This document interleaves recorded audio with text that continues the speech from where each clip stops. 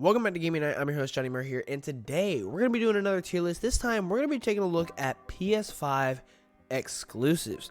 Now, this is just because the Spider-Man 2 just released, and I have had a chance to play it through completely, and I just recorded my review on the video not too long ago. And so I thought it'd be really cool to, we did this before, but it was like 2 years back or a year back, and we just did a tier list of PS5 exclusives, and I thought have been a lot of changes probably to this tier list, so I thought it'd be a really good opportunity now that Spider-Man 2 is out to do it once again, especially since PlayStation is definitely going through a big change right now in terms of management and just the way the studios operate. There's a lot of drama going on, so let's just talk about their best thing, and that is their games. Even though 2023 was kind of a little dry for them, they still ended up releasing an absolute banger in Spider-Man 2. So, let's go ahead and let's get started with this tier list here. Starting out with, the one every PS5 console comes with, Astro's Playroom.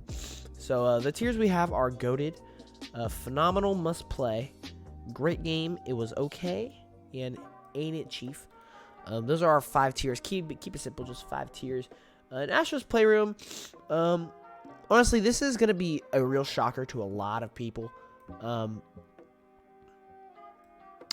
I think it is absolute must play. If you have a PS5, I'm not going to lie, you have to play this game.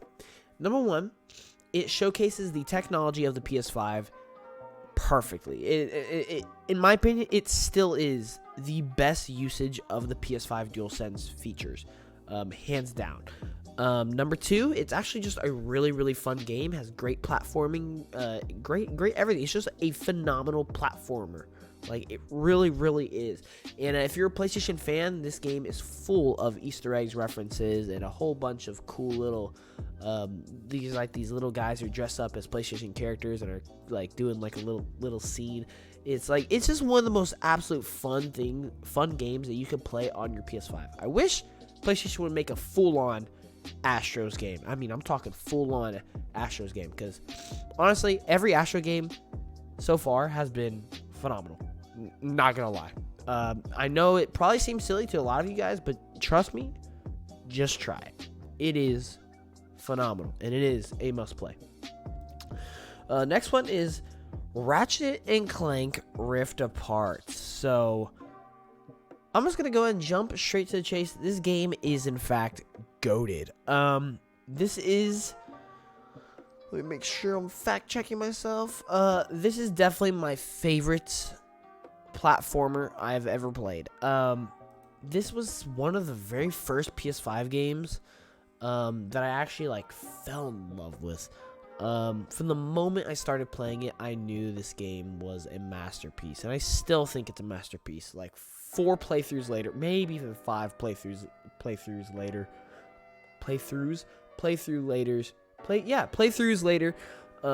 I still think it's a masterpiece. It is still my favorite platformer I've ever played, and the way it uses the PS5 technology with the fast loading and going into dimensions and all that, even though there was a little drama that wasn't just PS5 technology, because now it's on PC and all that stuff, whatever. But yeah, even apart from that, the story is so good. It is the best Ratchet & Clank story we've ever gotten, so much that people just want a straight up sequel. People want a sequel. People want a Rift Apart 2, and I'm on board because the story was so freaking good.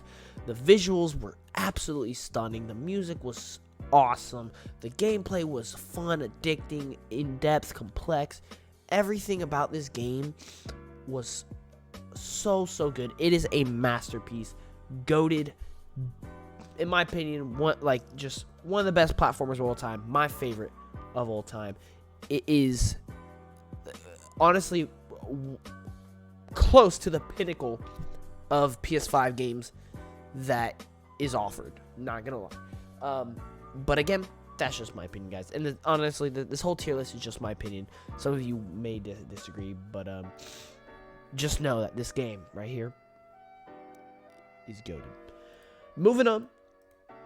We got Spider-Man Remastered. So, okay, a lot of these on the tier list, I'm not gonna lie, I don't know if I'm gonna actually rank, just because it's hard to rank a remaster, because if this was a PS4 ranking, I'll let you know it's going like right here, right? Because Spider-Man is great. But like as a PS5 game, right? It's like,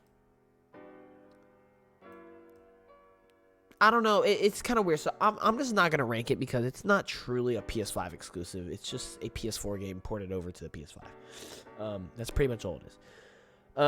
Demon's Souls. Now this is definitely a PS5 game. Again, I'm gonna go ahead and jump straight to phenomenal. This is a must play. If you like Souls games, if you like hard games, if you like visually, and I mean this. This is one of the honestly, this is probably visually the best looking PS5 exclusive. In terms of visuals. Ooh, I might take that back.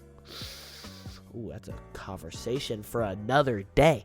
But Demon's Souls is great, man. It is one of my favorite Souls games, actually. It was actually the first Souls game I ever played. And I loved it so much that I went ahead and played Sekiro, Dark Souls 1, Dark Souls 3.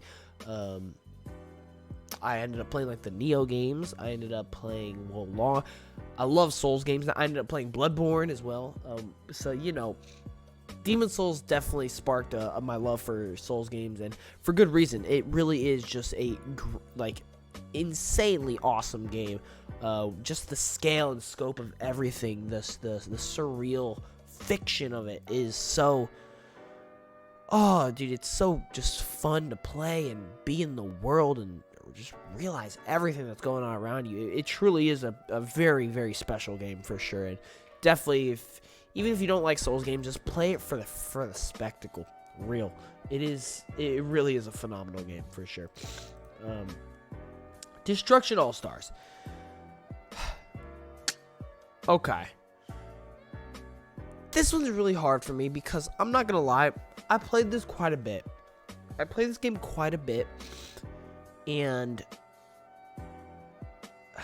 it's really hard because when I look at the rest of these the games on this list, I think it's the worst one. No, I'm high. I'm not. No, that's wrong. Okay, yeah, no, I can't put it on the same tier as someone else. So it was okay. Here's the problem: it lacked in content. It lacked in progression. And the battle pass and microtransactions were just not it. But the gameplay was really, really fun. I'm not gonna lie, it was really, really fun. I actually played it quite a bit. I think I actually bought the battle pass like 1 or 2 times. We don't talk about that. But it was really good. I loved the whole Destruction Derby, all the characters, all the different cars, all the abilities. It was really just a neat take on the genre. And it was definitely a little different for PlayStation Studios. They haven't done a game like that in a long time. It's really all been those, third-person over-the-shoulder games. And we got something completely different, Destruction All-Stars. And I thought it was an absolute blast. There was just a lot of flaws with the game system and the build itself. Not really within the gameplay. The gameplay was really, really great. But as a game as a whole, it was just okay. All right. By the way, sorry, I do have like a little bit of like a sinus infection or like sore throat. Is making me probably sound a little sick, but I do apologize. Moving on, Returnal. Wow. Doing this list, I'm actually realizing PS5's kind of goated. Oh my gosh. Okay, so I'm gonna just look. I'm not gonna sugarcoat anything. I'm not gonna keep y'all waiting. It's my second favorite game of all time. Yeah. That should really tell you everything you need to know. It is in fact my second favorite game of all time. It holds my thing for my favorite gameplay of all time. It holds so many things. It holds one of my biggest life lessons when it comes to gaming, and that's even if you didn't like things like it in the past, even if it's not necessarily your comfort zone type of game, give it a try. Don't overlook things. This game taught me a life lesson, and I'll explain why. It came out in like March or April. It came out in April of 2021, and I remember I was not really interested in the game at all. Like, I thought, okay, yeah, this seems like a big game. People are talking about it. Maybe I should try it, but I really just don't want to. I don't think it looks all that interesting.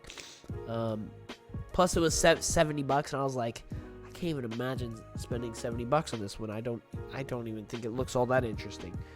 My friend Christian, everybody knows him. We love Christian. He's just, bro, one of the best friends of all time. Just he messaged me the day before the game came out. It's like, yo, Returnal comes out tomorrow, right? And I'm like, yeah, I know, but I'm definitely not gonna get it. I don't think it's worth $70. If anything, I'll get it for Black Friday. That's what I told him. I literally told him, and he can even vouch for me. And so what happened? Well, about 8 months later, Black Friday happened. I ended up buying the game. I had a little bit of downtime that weekend, and so I decided, you know what? Why not? I'll give it a try. I put in Returnal, and the rest is history. I realized right then and there that was the biggest gaming mistake of my entire life. I've never slept on anything harder in my life apart from my pillow than Returnal. That's something else. It has my personal favorite opening of all time. I know it's nothing crazy. It's just my experience of it. Like the way it happened for me was just really great because, like I just said, I had that whole experience, and that opening captivated me like more than I could ever explain. And I just love it. I just love it. It's definitely that game for me that is overlooked completely, and like definitely shouldn't necessarily be in like best game of all time conversation, but just is for me. You know what I'm saying? Yeah, I just absolutely love it. Returnal. It's one of the most addicted I've ever been to a game, apart from like multiplayer games like For Honor, Rocket League, all that stuff. Like in terms of single player games, I don't know if I've ever been more addicted to a game than Returnal. Like not even for Ghost of Tsushima, which is my favorite game of all time. I can't say I was like addicted, like where I couldn't put the controller down. You know what I'm saying? So yeah, Returnal. God, I freaking love that game so much. Final Fantasy Integrated, we're not going to do that. Final Fantasy 7 as a game, goated. But yeah, we're not going to do the integrated. Deathloop. Now, this isn't actually a PS5 exclusive anymore, but it did launch as a time exclusive, so we're going to go ahead and rank it anyway. Again, I hate to say it, I couldn't really get it. I didn't think it was all that great. I thought it was okay. I thought it had some fun gameplay. I really liked the idea. I liked the premise of the game. Arcane is a great studio. They delivered on a lot of great things about the game. I just couldn't really get into it. I thought it was one of Arcane's weaker games. And yeah, I don't know. I just thought it was okay. Like if you like Arcane games, if you like first person games, if you like time loop games, definitely give it a try. You might definitely like it. But for me, I just thought it was okay. I did end up beating it. So yeah, I mean, it was good in some way because I ended up wanting to finish it. But yeah, I mean, it was just solid. It was solid. Ghostwire Tokyo. Now, I think Ghostwire Tokyo is a great game. Not gonna lie, I really do think it's a great game.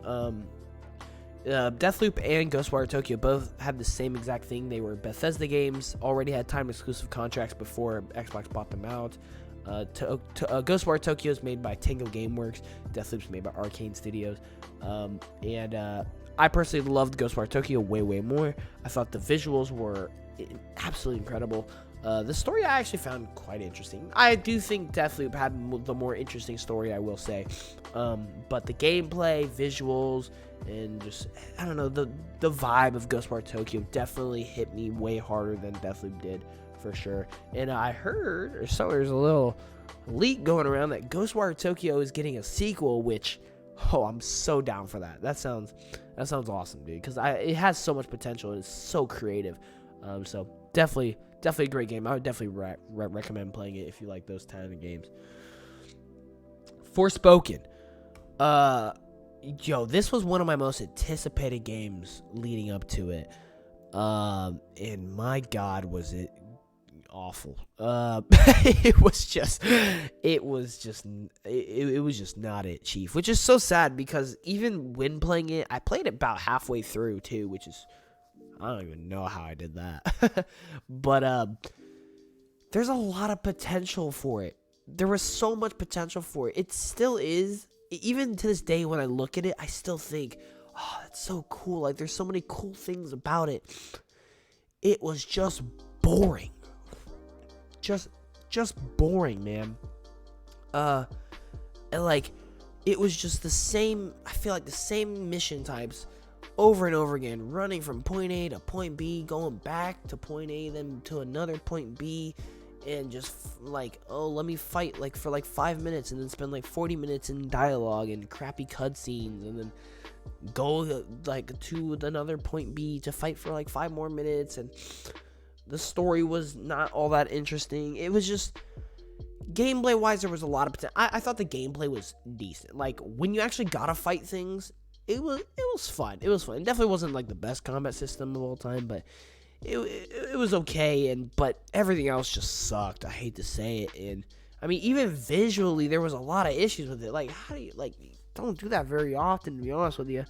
But yeah, it just wasn't it, man. It just wasn't it. I'm not gonna say like it was. Okay, I shouldn't use the word awful game. It was just a bad game. Like, just a very uninteresting game. Just a very boring game. I'm not going to say it was trash, like one of the worst games like ever, because there are a lot of good ideas in the game. There is a lot of good potential with it. It's just the execution on the game was just not it, man. Very unfortunate. Last of Us Part 1 remake of Last of Us. So this is really hard because where do I rank this, right? Because I mean, The Last of Us 1 should be in GOATed, low-key. But, like, this is a remake, so it's just kind of, like, unfair. So, here's what I'm gonna do. I'm gonna put it in... I'm gonna put it in phenomenal must-play. Because I think, in terms of a remake, it wasn't necessarily needed. It definitely was not needed. Like, it was... I don't know. Like, the remake itself was, like, whatever. You know? Like, oh, it got remade. Cool. Right? Kind of like one of those things. But, at the same time, it does look visually stunning. The music is awesome. The gameplay is phenomenal. The story is one of the best stories in all of gaming. Not even in gaming. Just one of the best stories. And, you know, the reason I put in phenomenal must play instead of GOATed, because the game itself, like Last of Us 1, is a GOATed game. One of the best games ever. But the remake was kind of unnecessary, not really needed. So it's still a phenomenal game. And if you haven't played Last of Us 1, then it's a must play for sure. The remake is a must play, but I'm not going to say the remake is GOATed because we didn't really need it is the problem. And they made you pay $70 for it when the game came out 3 times already. So, you know, it is what it is. Uncharted Legacy of Thieves Collection. I'm not really going to rank that because it's just 2 PS4 games that brought over to the PS5. Final Fantasy 16. Okay. So, technically, I haven't finished this game, but I'm like 3/4 of the way through. At the moment, it's here for me. I'll say that. At the moment, it's here for me. If the ending is something absolutely spectacular, like that I just, like, I don't know. I don't think it will be GOATed, to be honest with you. I just haven't necessarily. Don't get me wrong. I've enjoyed the game. I'm putting it phenomenal, guys. Come on. I'm putting it. Come on. All right. It's still a phenomenal game. Like, it's the lowest score I would give it right now is a 9 out of 10. Like, I wouldn't give it anything lower. I absolutely love it. It's one of the best games of the year so far. But I would not put it on the level of Ratchet and Clank and Returnal for me. It's just not how. yeah, it's just nowhere near that level for me. But it is still a great game, and if you love Final Fantasy, you love JRPGs, you love action games, if you love RPGs, if you love great games, definitely play it for sure.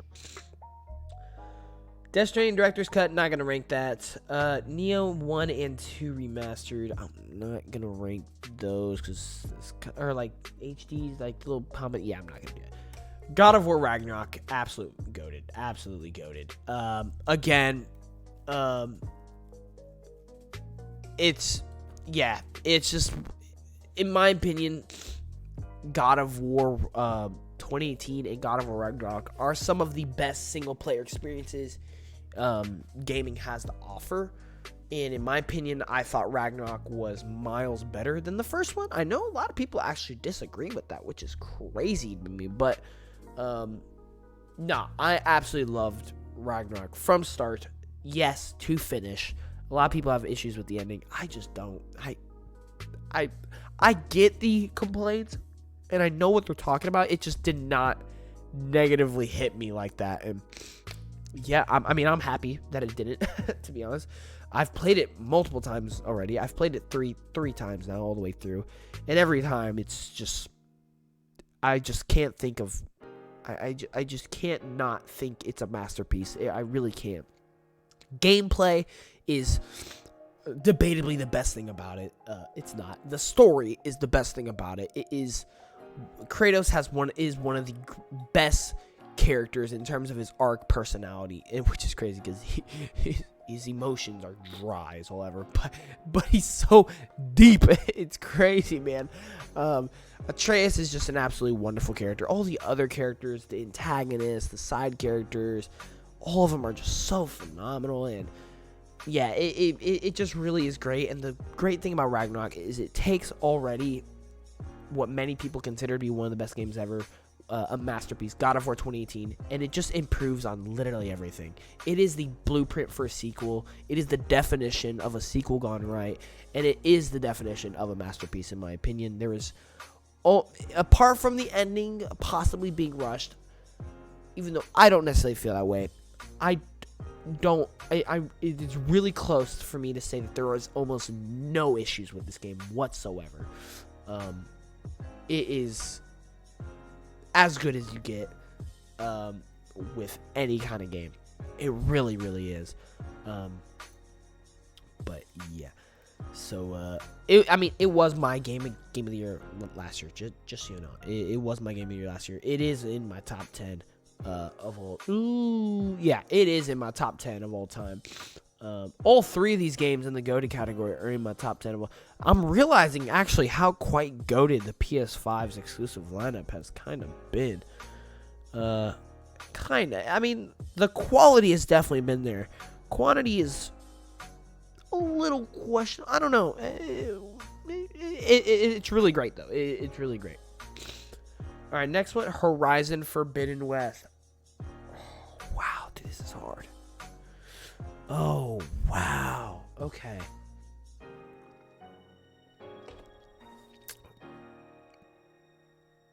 So here's the thing. I'm going with logic here. Oh no, this sucks. Oh, this sucks, dude. Oh my gosh. Oh my gosh, dude. Oh wow. Guys, I'm really lost here. Oh, jeez. I'm like actually struggling so hard right now. Okay. Oh, the problem is I don't know where, depending on where I put this, basically prohibits me to put something else in the same tier.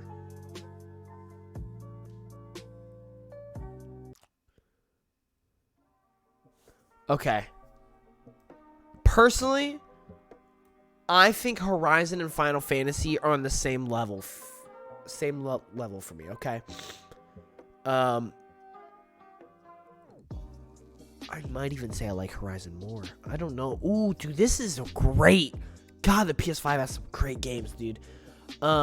Sorry, it was just a bunch of silence for there because I'm honestly having a stroke trying to decide what I want to do here.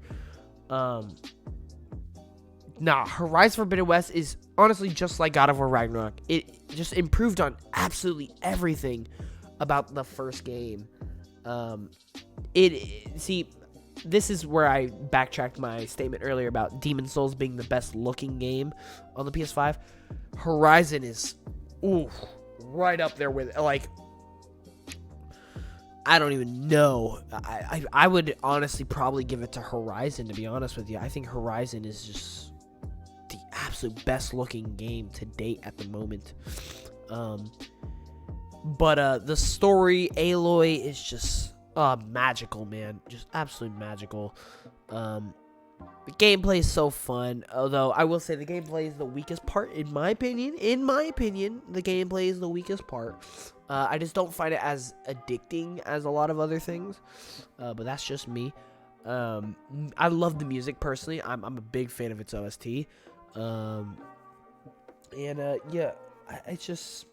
It's just an absolute gem of a game. Like, you have to play the Horizon games. You just have to. Problem is, I would not put it on the same level as GOATed because I personally don't think it is yet. Now, here's the thing.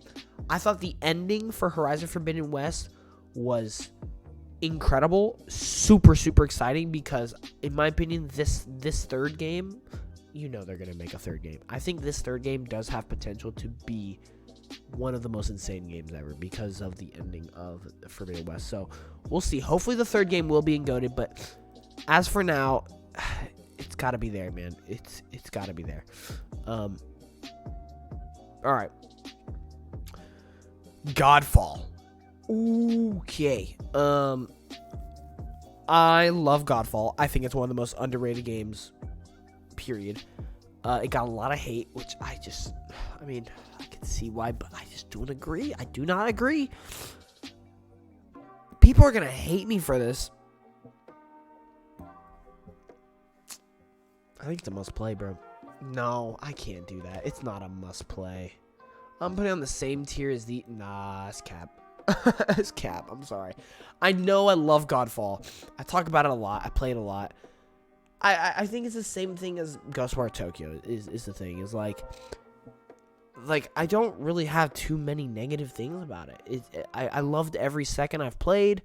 I love so many great things. I hope they both get sequels. I definitely don't think Godfall will, but I can hope. I think they're both underrated. Godfall's definitely more underrated because it got much lower score, but all that behind, Godfall really is just super fun. The gameplay is superior, man. It's just superior. Visually, I think it's a really, really great looking game. I love the music. Again, another OST that I absolutely love. The story is definitely really weak, but oh well. And then the content in the game was also kind of weak, but yeah. Godfall is a great game. Absolutely great game. Super underrated. Please play it, guys. Please play it. Gran Turismo 7. I mean, I really can't say anything negative about it. I mean, it's a great game. It's a great racing game. Yeah, I mean, I'm not really going to talk about this that much because it's just another great racing game. That's really all I got for you. I will say I'm really glad that they focused on the single player aspect again, big time for Gran Turismo 7. I think that was a big W for the franchise for sure. Kena Bridge of Spirit, another great game. I think it was really, really special. For me, it was kind of my biggest issue with the game is actually like a lot of its big moments.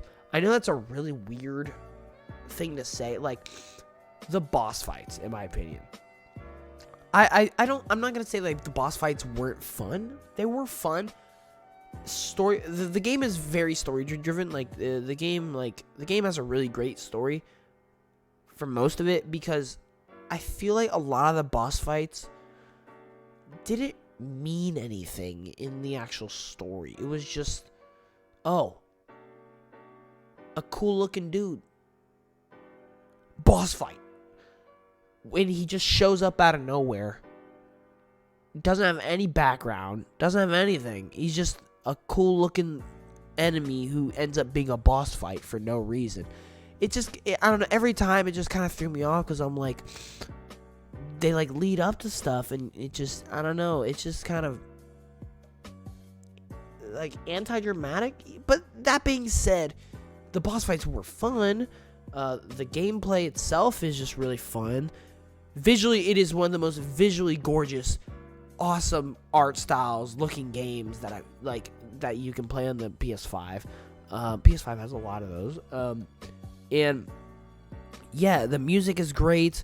Like I said, the story is really, really solid. I love Kenna as a character. I love the ending. I thought the ending was really, really great. So yeah, there is a lot of really good things to like. I hope if a sequel is made, I would love for them to just improve on everything. But overall, great game for sure.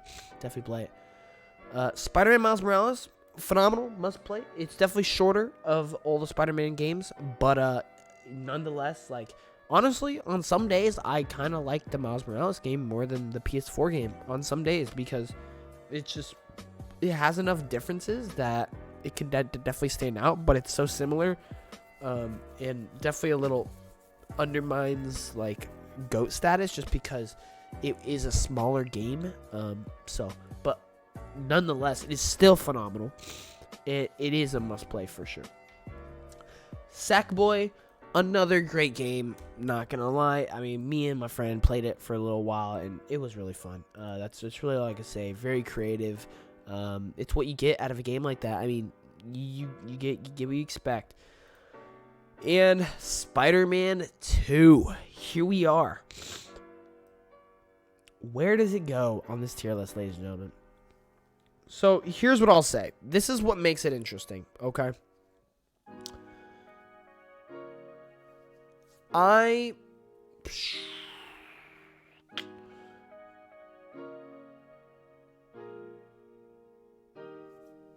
don't know. This is tough.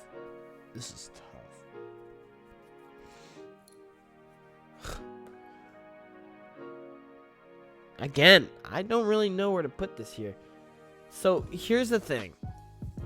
I like it much more than all of these.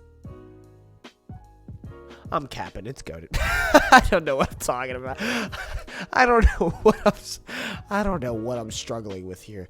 It is goated. I mean, yeah, no. I've come to the conclusion. I gave it a 9.5 out of 10 in my review, which is very, very close to a masterpiece, but it is still one of the greatest games on the PS5. It's one of the greatest games in general. It is quite possibly the GOAT of superhero games. It's that or Batman Arkham City or Ultimate Alliance. One of the three. Okay. It takes everything Miles Morales was. It takes everything the PS4 game was. And it doubles it. It triples it. It takes a story. This is the reason it's not a 10 out of 10 to 10 for me, actually, though. I do feel the pacing was kind of off at some places. I don't know. I feel like the story was a little more consistent throughout the first game, the PS4 2018 one. I feel like the story was more consistent. I definitely think Spider-Man 2 had better high moments, like the Sandman fight, the whole symbiote stuff, the Venom stuff, the Kraven stuff was much better than a lot of the PS4 stuff had. But I think PS4 had a more consistent story from start to finish, where like every hour there was great stuff. Whereas I feel like Spider-Man 2, there were high points, but there were some low points. Some missions definitely did not stick out as much as other ones, because I feel like playing through the PS4, there was no mission where I was like not super engaged, you know what I mean? I mean the MJ mission, but like, come on now. But no, here's the thing, is I do think the first PS4 Spider-Man is a 10 out of 10. I do think it is a 10 out of 10. This is where things get really interesting. It's so confusing. It's so hard to do this stuff. And this is why I really struggled with this tier list and why I struggled with my review for the game, is because I like Spider-Man 2 more than the PS4 Spider-Man. That being said, I don't think Spider-Man 2 is a 10 out of 10 masterpiece, because I do have some issues with it. Very, very minor issues. Very minor issues. Like, almost so minor, I could just avoid it and say it's a 10 out of 10, but I'm not going to. But I do think the PS4 2018 one is a 10 out of 10 masterpiece, because I don't know, I just, something about it, and it's like, I thought the PS4 Spider-Man was a 10 out of 10 masterpiece for the longest time, ever since it came out. And just because the second one comes out and improves on everything doesn't necessarily make the first game any worse, if you know what I'm saying. So I'm not going to lower the first game's score because I like the second one more. But that being said, that doesn't automatically make the second one a 10 out of 10 masterpiece. If you know, it's just really interesting dynamic that you have to figure out when doing these reviews. And it just comes down to preference, really. I prefer some things in the first game over the second one, but I prefer most of the things in the second one over the first one. But yeah, it's I don't know. It's just really interesting. But preferring something over the other doesn't make the other thing just automatically bad. People need to understand that. Just because I put Spider-Man 2 just a little bit lower in terms of a score doesn't mean I automatically don't like it more, or I think it's worse than the other one. I just kind of gave it a low score. It doesn't make the first one better. It doesn't make second one worse. It just means I prefer some of the other things in the other one. I prefer this one. It really is just a weird dynamic. It really is complicated. I'm still trying to wrap around my head. But nonetheless, Spider-Man 2, like we were saying, just delivers on absolutely everything that makes a phenomenal game, and is one of the best superhero games to ever be made. And yeah, it's just absolutely awesome. So thank you all so much for watching. That's going to do it for this tier list. Let me know, what are your top 5 PS5 games? I'll tell you right now. These are mine. If I was to put Horizon and Goated, those are my top 5 right there. But they're not. Yeah. Let me know what are your top 5. Thank you all so much for watching. If you enjoyed it, definitely leave a like, leave a comment in the section down below provided, and please subscribe, and I'll see you in the next one. G.A.M.E.R out. Peace.